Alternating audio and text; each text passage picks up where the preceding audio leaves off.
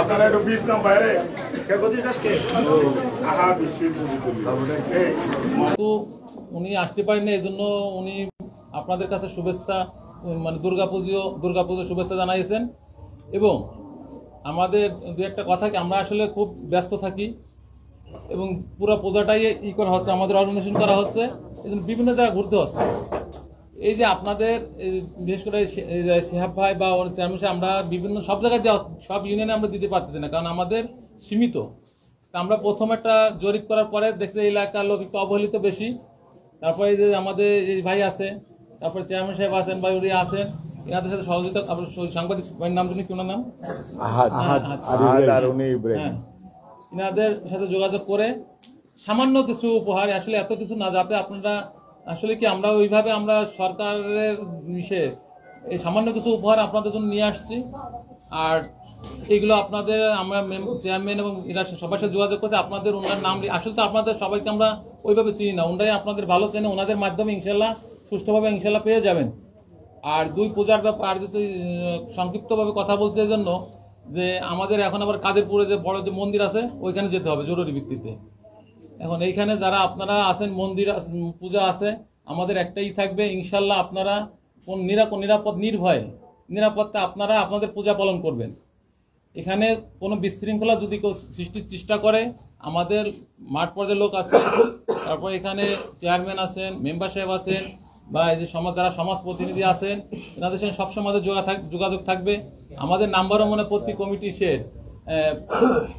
প্রতিটা মন্দিরে আমাদের নাম্বার দেওয়া আছে একজনের, যে কোনো সময় 24 ঘন্টা, রাত 2টা নাই, 3টা নাই, 4টে নাই, যে কোনো সময় আপনারা ফোন দেবেন। আমাদের লোক এমনি থাকবে, মাঠে থাকবে, তারপরেও যে কোনো সময় 24 ঘন্টা, যে কোনো সময় আপনার যে কোনো সমস্যা, মানে বিশেষ করে পূজা সংক্রান্ত যে কোনো সমস্যা আপনার নির্দ্বিধায় আপনারা সব কমপ্লেন করতে পারবেন। এবং ইনশাল্লাহ আমাদের যতটুকু সম্ভব সর্বোচ্চ চেষ্টা দিয়ে আপনারা যাতে নিরাপত্তাভাবে সুন্দরভাবে পূজাটা উদ্যাপন করতে পারবেন, ইনশাল্লাহ ওইটুকু আমরা আপনাদের আশ্বাস দিতে পারি। বিশেষ করে আমাদের সকলের অহংকার আমাদের সেনাবাহিনী, যারা সব সময় আমাদের দুর্যোগ মোকাবেলায় সবসময় আমাদের গরিব মানুষ, অসহায় মানুষের মাঝে এবং আমাদের দেশের জন্য ওনারা সবসময় কাজ করে থাকেন। আপনারা সকলে বিগত 22 সালের বন্যার সময় দেখেছেন, এই বছরের বন্যার সময় দেখেছেন। যদি এই সেনাবাহিনীর লোকগুলো না থাকতো, তা আমরা সুনামগঞ্জ বা আমাদের সিলেট, বৃহত্তর সিলেটের অঞ্চলে যে বন্যায় কত মানুষ মারা যেত আমরা নিজেরাও জানতাম না। ওনাদের কারণে আমরা অনেক সময় অনেক পরিত্রাণ পাই, ওনারা অনেক সাহায্য সহযোগিতা করেন। আজকের একটা মুহূর্ত আমরা দেশে যাচ্ছে, সেই মুহূর্তে ওনারা আমাদের পক্ষে কাজ করে যাচ্ছেন, অসহায় মানুষের এবং সর্বস্তরে এই 17-20 কোটি মানুষের জন্য কাজ করে যাচ্ছেন। আমি আমাদের এই ইউনিয়নবাসীর পক্ষ থেকে সেনাবাহিনীর প্রধান ওয়াকুরুজ্জামান সহ এবং সেনাবাহিনীর সর্বস্তরের অফিসার বৃন্দ এবং জওয়ান বৃন্দকে আমরা আন্তরিক অভিনন্দন, শুভেচ্ছা জানাচ্ছি। এবং বিশেষ করে আজকে আমাদের মধ্যে এখানে উপস্থিত আছেন আমাদের হাসান সাহেব সেনাবাহিনীর পক্ষ থেকে, এবং মাহবুব সাহেব এবং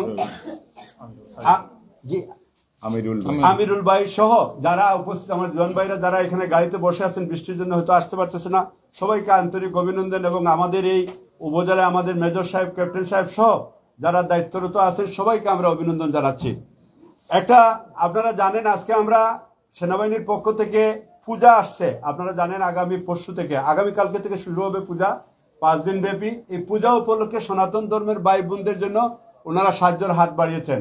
আমরা নির্দিষ্ট পরিমাণ একটা তালিকা করেছি, মেম্বার সাহেবরা তালিকা দিয়েছে, সেই তালিকা অনুযায়ী এটা আজকে বিতরণ করা হবে। আপনারা সকলেই জানেন, অনেক সময় বলা হয় যে এই গভর্নমেন্ট আসার পরে, এই সরকার তত্ত্বাবধায়ক সরকার বা আমরা ইন্টারনেট যে গভর্নমেন্ট বা সেনাবাহিনীর তত্ত্বাবধানে যে গভর্নমেন্ট চলতেছে, অনেকেই মনে করেন সনাতন ধর্মের উপরে মনে হয় কোনো অন্যায় হবে, অত্যাচার হবে, অবিচার হবে, দেশ থেকে চলে যেতে হবে। আপনারা নিজেরাই দেখেন সেনাবাহিনী মাঠে কি পরিমাণ পরিশ্রম করে কাজ করছে, এই সরকার কাজ করে যাচ্ছে। এই সরকারের প্রধান উপদেষ্টা সহ অন্যান্য যে উপদেষ্টারা আছেন এবং এই সরকারের অন্য রাষ্ট্রযন্ত্রে যারা কাজ করে যাচ্ছেন, সবাই নির্বিঘ্নে রাত দিন পরিশ্রম করে আমাদের সেবা দেওয়ার জন্য চেষ্টা করে যাচ্ছেন। আমরা নিজেরা যেন আমাদের নিজেদের জায়গাটুকু যেন পরিষ্কার রাখি, আমরা নিজেরা যেন ভালো থাকি।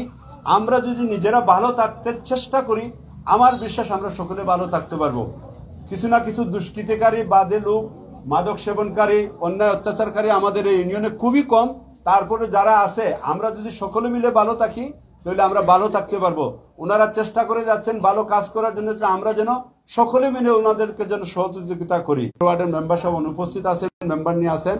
9 নম্বর ওয়ার্ডের মেম্বার সাহেব এখন উপস্থিত হতে পারেনি, উনি একটা কাজে আছেন। আমাদের 2 1 2 3 মহিলা মেম্বার নিয়ে আসেন। আমাদের 7 8 9 মেম্বার নিয়ে উপস্থিত আছেন। সীমানা নিয়ে আমাদের বিশেষ করে 6 নম্বর ওয়ার্ডের, আমি দুঃখিত, 6 নম্বর ওয়ার্ডের আমাদের সম্মানিত ইউপি সদস্য মধুমি আছেন। এবং আমাদের বিশেষ করে সমাজসেবক একটা দিক নির্দেশনা দিয়ে যান পূজা কিভাবে চলবে এবং আমরা জয়চন্ডীর মানুষ কিভাবে শান্তিতে থাকবো, আমরা কি করতে পারি, ওনার কাছে আমরা একটা নির্দেশনামূলক বক্তব্য শুনছি।